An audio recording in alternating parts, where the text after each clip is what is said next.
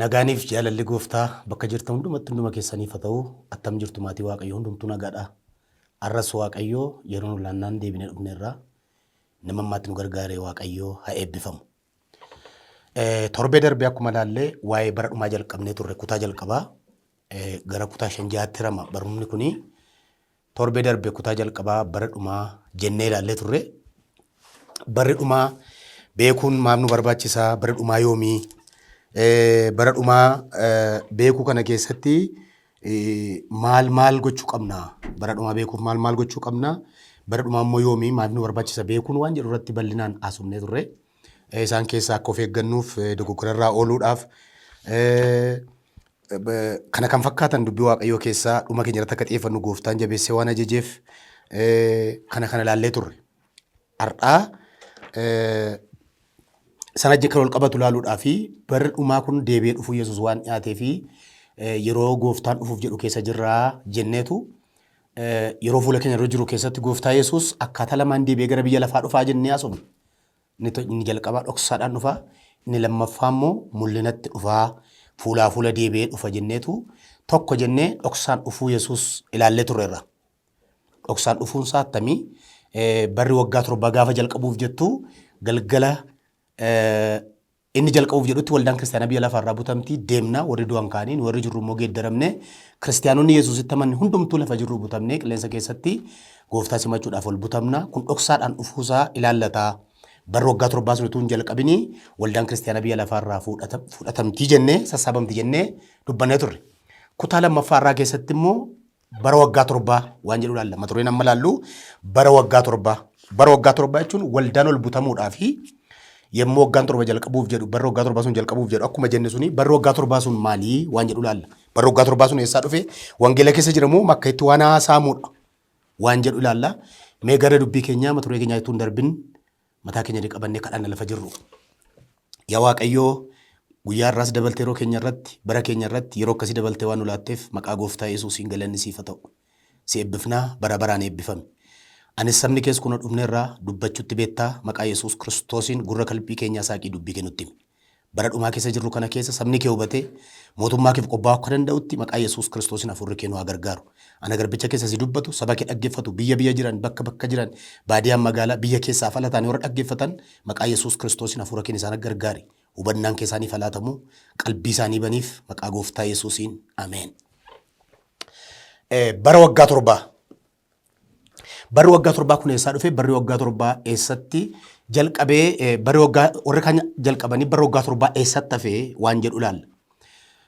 Ituun diippilii gara barumsa kanaatti lixin namoonni baay'een dawwaltanii waan garaagaraa jechaa jirtu, koomenti gochaa jirtu, na jajjabeessaa illee jirtu, nuuf dheeratu yaada jedhus kaasaa jirtu. Waaqayyo isin haa eebbisu. Egaa barri waggaa 7 waan jedhu ilaalla. Barri waggaa 7 eessaa dhufe? Barri waggaa 7 eessatti jalqaba? Daani'el boqonnaa 9 lakkoofsa 1 kaaftanii yoo dubbiftan 20 sinii dubbisa. Isin garuu Daani'el boqonnaa 9 lakkoofsa 1 amma dhumaatti dubbifadha. Daani'el biyya Baabiloon akka ture beekamaadha. Sabni Israa'el boojamee biyya Baabiloon akka dhaqee biyya Baabiloon gaafa dhaqu erga Nabukadnezar fuudhee mootummaan Baabiloon takka Israa'elin bulchee booda itti darbee kan dhufe immoo Meedooni. Meedoonii Faares jechuudha. Bara Meedoonii Faares kana Daani'el biyya sana tureenii kadhachuu jalqabeedha boqonnaa 1 dubbiftan 9 boqonnaa 1 irraa. Waa'ee isa Waaqayyo karaa Ermiyaas saba keenyaaf dubbatee waa'ee diigamuu Israa'elin fuula Waaqayyo duratti kadhadhe dabarsee nu kennuusaa seera Musee keessatti dubbatame silaa saba nu jaallan irratti godhamuuf ture nurratti ta'uusaa fuula Waaqayyo duratti kadhadheen soomaaf sagadaan fuula Waaqayyo dura ture Waaqayyoon kadhadhee jedha. Soomaaf sagadaan ituun kadhachaa jiruu jedha. Galgala Gabriel dhufe gara galgalaa jedha. Meesliin dubbisas Daani'el boqonnaa 9 kaasee. An dubbii kanaan nan kadhadhee cubbuu koof cubbuu saba koo Israa'el himadhee tulluu Waaqa koo isa qulqullaadhaaf himata koo Waaqayyo gooftaa koo irratti nan dhiyeeffadhe. Dubbii kanaan kadhachaa utuu hin jiruu Gabriel nama fakkaatee ani duraan mul'atatti argee yeroo aarsaa galgalaatti dadhabee utuu hin jiruu balali'ee na bira ga'e.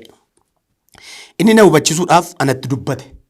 Dhaggeeffadhaa kana hubadhaa isinis yaa Daani'el anammas si qalbisiifachuudhaaf si hubachisuudhaafis beenan dhufe.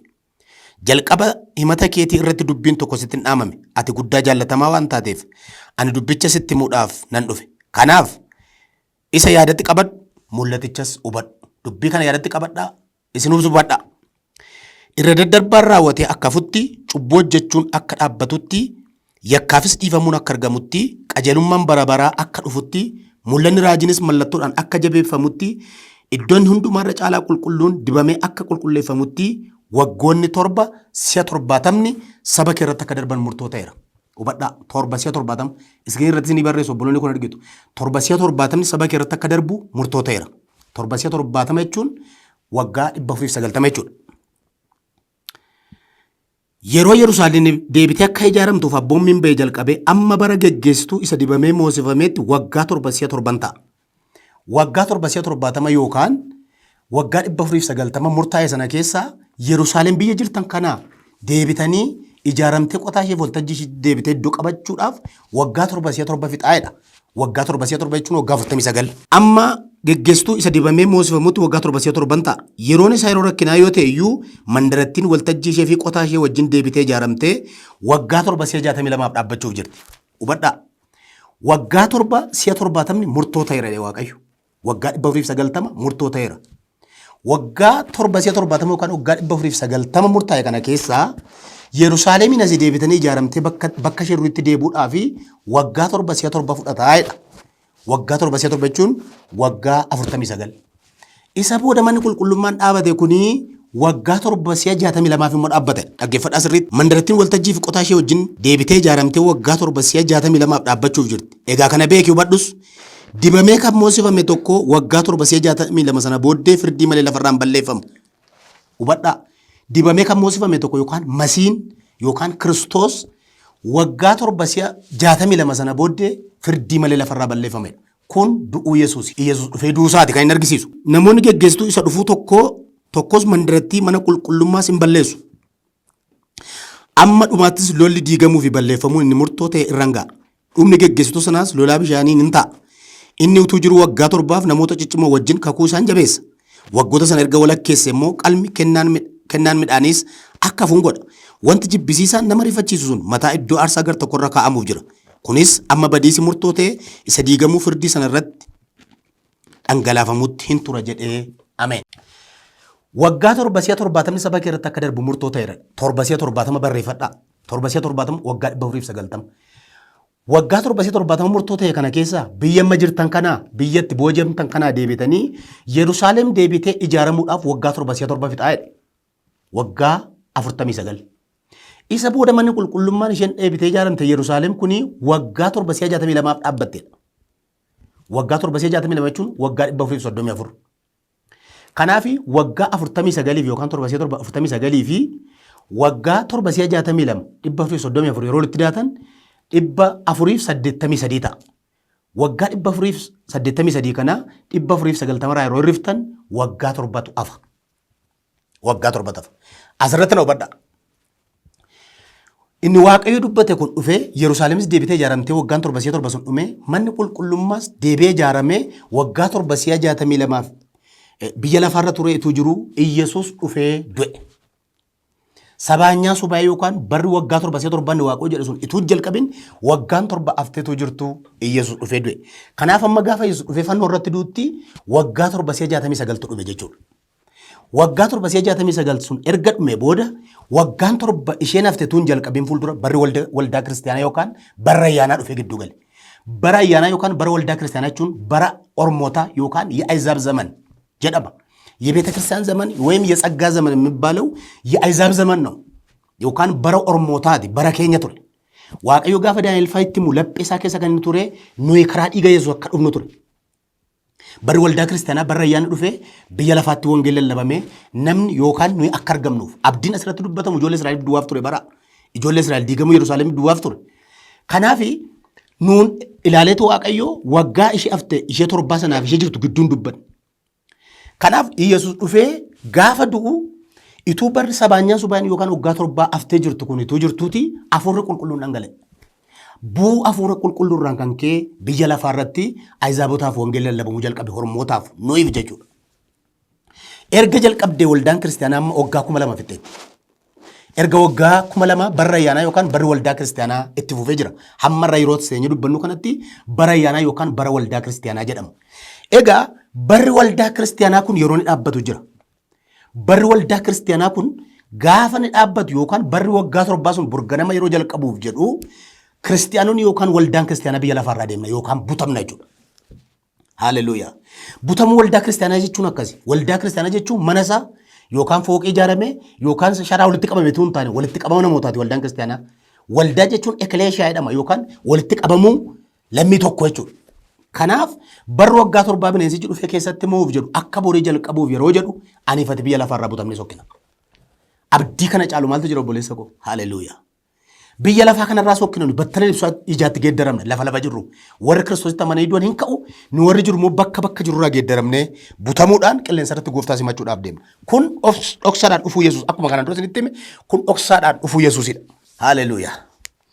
Egaa akkuma bara waldaa kiristaanaa yookaan bara ayyaanaa kana keessa nuyi tajaajillu kiristaanonni waldaan dhaabbattee namoonni gara mootummaa waaqayyoo dhufanii dhufaatii kiristoosiif wangeelli addunyaatti lallabamee namni qophaa'aa jiru bineensichi addunyaa dhufu sanaaf yookaan bineensa dhufu sanaafis warri illuminaatii jedhaman yookaan secret society warra jedhaman የምስጢር ማህበራት jedhamanii bineensicha dhufu hojii hojjechaa jiru. Na hubadhaa kana. Yeroo nama keessa jirru baay'ee yeroo kriitikaaliidha. Yeroo gadi fageessinee ilaaluu qabnudha. Bineensichis dhufuudhaaf waldaan kiristaanaas butamuuf jette waan ta'eef nu sorri tajaajillu waldaa kiristaanaatti namoonni gara mootummaa waaqayyoo akka dhufan qalbii jijjiirratanii dhufaatii kiristoosiif akka qophaa'an akkuma nu lallabnu akkuma nu gara waldaatti lubbuun akka dhufuuf dubbannu kana halkanii guyyaa ituu rafin bineensicha dhufuufis kan hojjetan agalgaa'ota illuminaatii jedhamu bineensichi addunyaa irratti kaafatee jira. Kanaaf maal keessa akka jirtan ilaalaa wanta amma ta'u teknooloojiin amma addunyaa irratti ta'e nu ilaalaa jirruuf wanta argamaa jiru kun hundumtuu nu gammachiisee harka rukunnee akka teenyu kana miti obboloota ko. Warri secret society kuni isa nu tajaajilu caalaa isa nu hojjennu caalaa waldaa kiristaanaa caalaa ariitii guddaadhaan addunyaa irratti hojjetaa jiru. Qophii isaan gochaa jiran keessaa muraasa isinitti hima. Kanaan dura akkuma dubbadhe mataa isaarraa rukuteera. Qophii isaan gochaa jiran yookaan antikiraayist kiristoos sobaa sanaa fi warri illuminaatii kun kan isaan gochaa jiran akka armaan gadii ta'a muraasa lalla isaan keessaa. Qajeelfama addunyaa haaraa yookaan New World Order jedhanii hojii jalqabaniiru. Addunyaa haaraa isaan jedhan kana keessa addunyaa haaraa dhufu kana keessa addunyaa bineensichi bulchu keessaa jedhanii amanu warri illuminaatii kun. Bineensichi dhufee addunyaa inni bulchu keessaa namni baay'achuu hin qabu jedhu. Namni baay'achuu hin qabu walakkaa bileenaa ta'uu qaba miliyoona 500 darbuu hin qabu namni jedhanii amanu. Bineensichaaf haala mijeessuudhaa fi gabaabaatti bulchiinsaaf akka tolutti namni baay'achuu hin qabu jedhanii amanu warri illuminaatii kun. Kanaaf hojii guddaarra jiru. Hojii isaan hojjetan keessaa inni tokko kana milkeessuudhaaf isa jedhan kanas gara hojiitti hiikuudhaaf karoora baafatanii hojjetu. Innis tokko gaa'ela saala wal fakkaataa yookaan homosex mariijii gaa'ii gochuudha yookaan seera gochuudha. Akka dhaloonni itti hin fufneef namni dhufee addunyaa irratti akka hin baay'anneef gaa'ela saala wal fakkaataa seera godhanii addunyaa irratti labsachuudha. Akkuma beekamu kanaan dura akkuma isinitti hime addunyaa irratti fudhatama guddaa argataniiru kanaan. Nu caalaa warri biyya hormaa keessa biyya garaagaraa jiraatan beektu Ameerikaanirra guddoo jedhamtu baay'ee keessatti kun seera yookaan konstitution ta'ee mootummaa isaaniitu iyyama. Dhiiraaf dhiirri dubartiif dubartiin akka wal fuudhu jechuudha. Kunis iddoo biraatti hin taane waldaa kiristaanaa keessatti kan ta'aa jiru. Inni irraanfatina geggeessitoonnis tajaajiltoonni biyya keenyaas waldaan kiristaanaa biyya Itoophiyaa keessa jirtanis irraanfatina kan waldaa keenyas ganaa dhufa waldaa keessanis dhufa. Kan ammoo kadhachuudhaan waan dabarsinu miti dubbii waaqayyootiin ta'a waan ta'eef barumsaan yookaan namatti himuudhaan dabarsina dubbicha. Kanaan keessa darba malee biyya kanattis hin ta'a. Addunyaa irratti fudhatama guddaa argataniiru biyya Afrikaa keessattis hojjetaa jiru.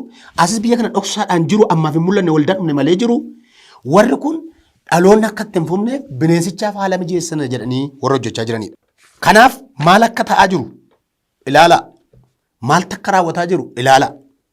Maal takka addunyaa irratti appilaayi ta'aa akka jiru hubadhaa. Tajaajiltoonni keenyas hubadhaa kana. Waldaan kiristaanaas geggeessitoonnis hubadhaa.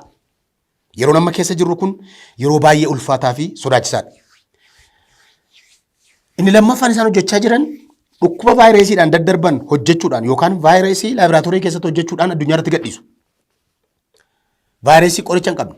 Vaayirasii qorichaan nama fayyinni isaan argamne ittiin fayyan argamne hojjetan addunyaa irratti gadhiisanii ittiin nama rukutaa jiru addunyaarraa. Isaan kanaaf milikkita kan ta'an warra akka HIV, warra akka koronaa, warra akka Eboolaa isaan hojjetee gadhiisa kan kana fakkaatan baay'eedha. Yeroo fuula keenya yeroo jiruttis ganaa kan bira gadhiisu yoo Kiristoos dhufuutu tureef. Kanaan nama addunyaarraa xaragaa jiru maal gochuu fi mootummaa bineensichi dhufee bulchuu keessa namni akka xinnaatuuf amma namni gara biliyeena 8 siqera waan ta'eef walakkaa biliyeenatti gaddeebinu hojjechaa waan jiraniif kan hojjetanii addunyaa irratti gadhiisanii hojjechaa jiru. Baay'ee nama dhiba. Inni sadaffaan lola kaasu addunyaa irratti isaanumatu lola kaasa isaanumatu araara fakkeessee dhufa. Warruma sekireet soosaayitii kanatu biyya garaagaraatti lola kaasa abidda buusu garuu araara fakkaatanis isaanuma dhufa. Fakkeenyaaf lola isaan kaasaa jiran yeroo ammaa kana keessumaa kan Raashiyaa fi Yuukireen ilaaluu dandeenya. Biyya Sudaan keessattis biyya Afrikaa keessatti biyya garaagaraatti hin ta'a. Biyya keenya keessa illee sochii jiru beektu. Akkasuma addunyaa irratti baay'ee kritikaalii kan ta'e ilaaluu kan qabnu lolli Gaazaa fi Israa'el butamuu waldaa kiristaanaaf dhufuu Kiristoos wajjin walitti hidhatiinsa qaba. Bal'inaan isa kana keessa hongaluu baadhe yeroo biraattan deebi'a. Yeroon amma Israa'el keessa jirtuuf yeroon amma biyya olloon naannaa isaa jiran biyyoonni Arabaa ishee rukutaa jiran kun wangeela keenya wajjin hidhata guddaa qaba waan ta'eef lola akkasii kaasuu ittiin addunyaarra nama xaa'u attam akka ta'aa jiru ilaaluu dandeessu.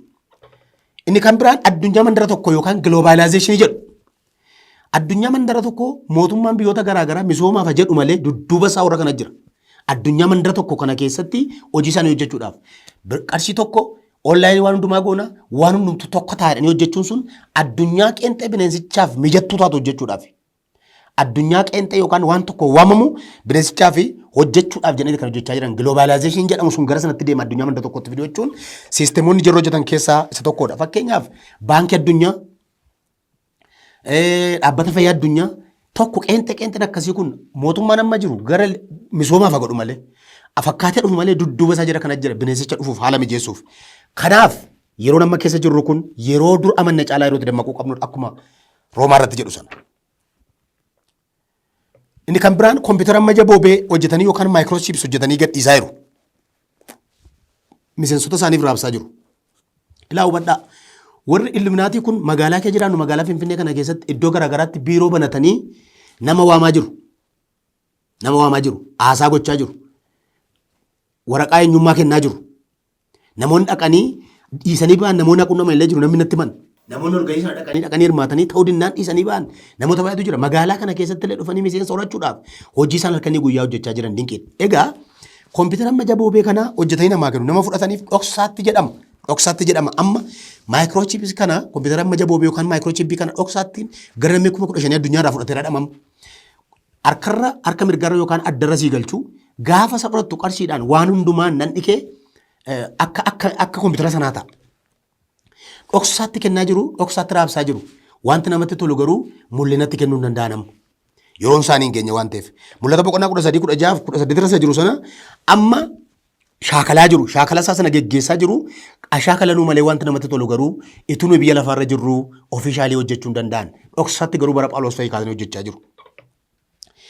Bineensichii fi rakkinni fudhatee dhufu waldaa kiristaanaa hin argatu. Waan ati gammaduu qabdu nama Waaqayyoo. Waan ati gammaduu qabdan kiristaanonni warri gooftaatti jajjabaattan dhufaatii ilma Waaqayyoo eeggachaa warri jirtan wanti namatti tolu nu gammachiisu wanta inni godhe addunyaatti mul'achuuf jedhu kun anaaf siin argatu. Gaafa inni mul'achuuf jedhu keessaa sokkinan. Haaleluyyaa. Kanaaf yeroo nama keessa jirru kun yeroo eeggannee deddeebinu yeroo qophaa'uu qabnu waan hundumaa yeroo ilaaluu qabnu. Bira darbuu waan qabnu keessumaa dargaggoonni keenya yuunivarsiitii garaagaraatti baratanii warri galtan wantoonni isin qunnaman baay'een isaanii dugda isaa duuba warri kun akka jiran hubachuu qabdu. Wanta godhamu indiviijuwaalii aakshinii guyyaa guyyaatti godhamaa jiru keessa jarri kun jiru. Hubadhaa hin irraanfatin kana. Waan ta'aa jiru keessa jarri kun jiru. Miseensa gochuudhaaf hojii isaan hojjechuudhaaf karaa nu hin beekne daayirektii dhufanii hojii hojjetu galaa jiru. Waldaa kiristaanaa keessa illee hafuura qulqulluu fakkaatanii galaa jiru. Eeggadhaa. Eeggadhaa. Attamitti sagalee Waaqayyoo akka laaltan illee eeggadhaa. Attamitti akka deddeebitan illee eeggadhaa. Kiristoosin kan fakkaatan garuu kan hin taane. Raajii kan fakkaatan garuu raajii Kiristoos biraa hin ergamne kan hin taane. Biyya keenya irratti gadhiifamaniiru eeggachaa deemuun gaariidha. Kanaaf egaa gaafa inni waggaa 7 kuni mul'achuuf jedhu yookaan dhufuuf jedhu nu biyya lafaarraa butamna. Butamuu kana warri teoloojii akka jedhu raapchar jedhu butamuun raapchar jechuun ituma taanis ilaalanii sokkoo jechuudha dhabamuu jechuudha. Rapture is the process of Christians will removed out from the world in a twinkling of an eye to meet their Lord Jesus Christ on the air jedhu. Butamuun kun yookaan raapchariin kun adeemsa kiristaanonni biyya lafaarraa ittiin gooftaa isaanii qilleensa keessatti simachuudhaaf deemanidha jedhu. Butamuun akkasi. Adeemsa kiristaanonni ittiin gooftaa isaanii qilleensa keessatti Yesuusin arguudhaaf deemanidha jedhu. Kun yoom ta'a? Gaafa bineensichi mul'atee addunyaa bulchuudhaaf dhufu jechuudha. Erga kana ta'e eenyufaatu butama? Na qalbeeffadhaa kana. Butamuun kun hin dhufu erga ta'e bineensichi gaafa dhufuuf jedhu waldaan butamti bara waggaa 7 jalqabuuf gaafa jedhu waldaan deemti erga ta'e eenyufaatu butama? Eenyufaatu butama? Dhaggeeffadhu obboleettii tokko obboleettii kun. Tokko ulaagaan jalqabaa lammaffaa dhalachuu dhiiga isaan dhiqachuu barbaachisa. Ulaagaan jalqabaa butamuudhaaf lammaffaa dhalachuu dhiiga Kiristoosin dhiqachuu barbaachisa ni jalqabaa. Mul'ata boqonnaa 22:14 akkeedha. Warri uffata isaanii miiccatan agammadan jedha. Warri uffata isaanii miiccatan agammadan. Haaleluyyaa. Ulaagaan jalqabaa lammaffaa dhalachuu barbaachisa. Wangeelaa Yohaannis boqonnaa 3 akkeedha. Gooftaa Yesuus Niqodemoosiin walii yoo dhalachuudhaa baatte mootummaa Waaqayyoo arguu hin dandeessu. Dhiyaachuu hin dandeessu. Kanaaf ulaagaan jalqabaa butamuudhaaf dhiiga isaan dhiqachuu lammaffaa dhalachuu barbaachisa. Inni lammaffaan warra isa isaaniif du'aa kee Kiristoos Yesuusitti amanan kan butaman jechuudha. Warra isa isaaniif du'aa kee Yesuus Kiristoositti amanantu butama. Hubadhu Yesuus Kiristoositti amanuun Yesuus Kiristoos ani karaadha dhugaadha jireenya jedhe waan ta'eef inni jalqaba isatti amanuudha. Obboleessa kun amanne yoo ta'e amana irraa kaasii. Ituu Kiristoositti namanin du'uu Waaqayyo si oolchu. Amanuu si barbaachisa. Kanaaf gaafa sana kan butaman du'aas kan ka'an warra Kiristoos dhufee cubbuu koof du'aa ka'ee ol baheera jedhanii eeggatantu butama. Tasalonqee 4:14 akkeedha. Yesuus du'aa ka'e erga amanne Yesuus du'aa akka ka'e erga amanne akkasuma immoo warra baafatan isuma wajjin deebisee akka fidu in amannaa jedha. Yesuus du'aa ka'uusa amanuu qabna jechuudha. Yesuus cubbuu koof naaf du'e immoo namni du'aa ka'e ol ba'ee deebi'ee na fudhata jedhanii warra eegantu butama. Ni lammaffaan kana. Sadaffaan kiristaanota butamuudhaaf dhamaan. Kiristaanota butamuudhaaf dhamaantu butamu. Maarqos boqonnaa 13:32-37. Ammas dammaqaa kan warra kaaniin jedhu isinis nan jedhaa gooftaan keessa yoom akka dhufu hin beektanii dammaqaa jedhe Yesuus. Haaleluyyaa. Walumaa gala waldaan yommuu butamtu qamadii fi inkirdaan warri dhugaaf sobdoonni warri geeddaramanii fakkeessitoonni adda ba'u. Waldaan yommuu butamtu walumaa gala qamadii fi inkirdaan warri dhugaaf sobdoonni warri geeddaramanii fakkeessitoonni adda ba'u. Egaa qulqulloonni bara duriitti kaanii du'an qaama bara baraan jiraatu uffatanii ka'u. Kiristoositti amananii kan du'an qaama bara baraan jiraatu uffatanii ka'u. Nu warri jirru immoo bakka jirru battalee ibsuu jaatti geeddaramnee butamnaa Kiristoosin simachuudhaaf ol baana. Tasalonqee isa duraa 4:13-18 Phaawulos akkeedha. Nu warra baafatan duraan buunuu jedha. Warra baafatan duraan buunuu jechuun qulqulloonni dhukkubsatanii du'an, warri namni isaan ajjeese, warri bishaan nyaate, warri abiddaan gubatan, warri rasaasaan du'an Yesuus Kiristoositti amananii kan du'an hundinuu addunyaa jiran irraa qaama bara baraan jiraatu uffatanii ka'u. Nu warri tun du'in jirru immoo qaama keenya kanaan lafa jirru kamii geeddaramnee butamna. Kun battala ibsuu jaatti geeddaramsa ta'uudha. Battala ibsuu jaatti geeddaramsa ta'uudha. Qorontoos irraa boqonnaa 15:51-55 takkeedha. 50 kaaseen dubbisa. Obboloota koo namni fooniif dhiigaan mootummaa Waaqayyootti galuu yookiis wanti badu wanta hin banne keessaa hirmaachuu akka hin dandeenye sittan hima. Nu hundumti keenya hin geeddaramna malee hin duunu. Dhoksanan isinitti himuuf jedhes isa kana. Malakanni ni dhumaa yommuu afuufamu battala ibsuu jaatti hin geeddaramna. Malakanni ni afuufama warri du'an immoo bifa hin banneen hin kaafamu. Wanti hin banne iddoo wanta baduu kanaa wanti hin duune iddoo wanta du'uu kanaa buutu ta'a. Wanti hin banne iddoo wanta baduu kanaa yommuu bu'u wanti hin duunes iddoo wanta du'uu kanaa yommuu bu'u inni duunni badduu beeraa moo'ichi argameera ammas immoo moo'ichi kee meerree yaadu'aa arfiin kees meerree yaadu'aa jedhamee caafame fiixaan baheeraa ameen. Kanaaf nu battala ibsuu jaatti geeddaramna dhoksaan isinitti himuuf jedhes kanadha. Nu hin duunu battala ibsuu jaatti geeddaramna jedha. Egaa battala ibsuu hin ta'u kuni qonnaan bulaan lafa qotiisaa qotaa jiru bakkuma sana gadhiisee daldalaan utuu daldalaa jiru inni xiyyaara ofuutuu ofaa jiru gadhiisee barsiisaan utuu barsiisaa jiru hojjetaan waajjira hojjeturraa dooktarii utuu baqaqsee hodhuu konkolaachisaan utuu oofuu inni qubee qulqulleessu utuu qulqulleessaa jiru gadhiisanii lafa jiru hundumaarraa ol butamu. Kanaaf butamuu kana keessatti waan hubachuu qabnu har'a attamitti akka jirra butamuuf waan bara waggaa 7 jalqabuuf jettu waldaan kiristaanaa butamuu qophaa jirtu kana keessa maal hojjechaa jirra waan jedhu of gaafachuun gaariidha. Yeroo nama keessa jirru kun baay'ee yeroo wallaalchifate baay'ee yeroo bineensitti hojjechaa jiru waan ta'eef isin kiristaanonni isin namoonni waaqayyo yeroo kana keessa yeroo kam caalaa qophaa'u yeroo kam caalaa kadhachuu yeroo kam caalaa jabaachuu isin barbaachisa. Dhaggeeffadhaa obboloota ko kana dubbachuu gara miidiyaa kanaa dhufe inni guddaan kana obboloonni ko gara kanatti kan na fidan Iyyesuus hin dhufa. Yeroo fuula keenya yeroo jiru keessatti akkasitti si tokko dhoksaadhaan si tokko mul'inaan dhufa akkuma jedhe gara fuulduraatti ilaalla mul'inaan dhufuusa inni dhoksaadhaan dhufuu kun kana bara waggaa 7 kun jalqabuuf gaafa jettu Kiristoos dhufa waan ta'eef dhufuu sanaaf qophaa'uu qabda obboleettii ko qophaa'uu qabda obboleessa ko qophaa'uu qabdi waldaan kiristaanaa qophaa'uu qabda amantoonni biyya lafaarra jirtan Kiristoosin kan amantan yeroo qopheeti yeroon kun dammaqaa irriba jirtan keessaa ka'a Iyyesuus yeroo dhiyootti dhufa. In kadhanna dubbii kanaaf galateeffanna. Yaa Waaqayyo sagalee kee dhufe kanaaf maqaan kee haa eebbifamu. Sabni kee biyya garaagaraa taa'e iddoo garaagaraa taa'e dhagaa jira maqaa Yesuus Kiristoosin sin kadhadhaa sagalee kanaan bakka jijjiironni hundumaatti jajjabaatanii haa ka'an. Afurri kee gargaarsi kee maqaa Yesuus obboleettii koo obboleessa koo harka isaanii haa qabu. Sin kadhadhaa afurri kee yoo nama gargaaruu dhaabaate addunyaa hamtuu kana keessa jirra yaa Waaqayyo. Sin kadhadhaa yeroon keessa jiru kun yeroo ulfaataadha afura kee malee hin danda'amu.